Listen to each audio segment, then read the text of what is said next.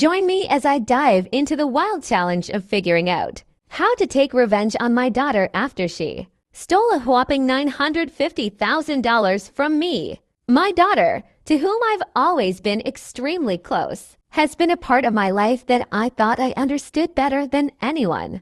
We'd always had our ups and downs like any family, but I never thought she'd be capable of something like this. The day I discovered that $950,000 was missing was one of the darkest days of my life. I felt like my world had been turned upside down.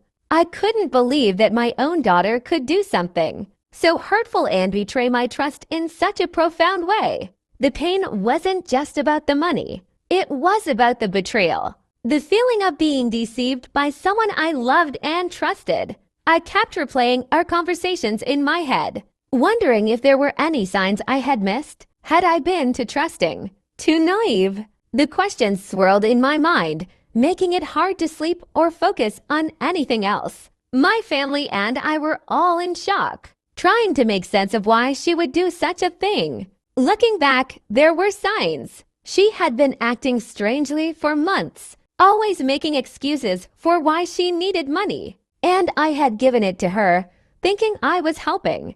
But I never thought she would take it all. The thought of confronting her was terrifying, but I knew I had to. The moment I decided to take revenge was when I realized she wasn't sorry for what she had done. She seemed to think that she could just apologize and everything would go back to normal. That's when I knew I had to do something that would make her understand the gravity of her actions. My revenge. I decided to cut her out of my will and make sure she wouldn't get a dime from me or my estate. I also made it clear to our family that I wanted her to face the consequences of her actions. It was a tough decision, but I felt it was necessary. The aftermath of my actions was difficult. Our relationship, what's left of it, has changed forever. I've come to realize that family trust, once broken, is hard to mend.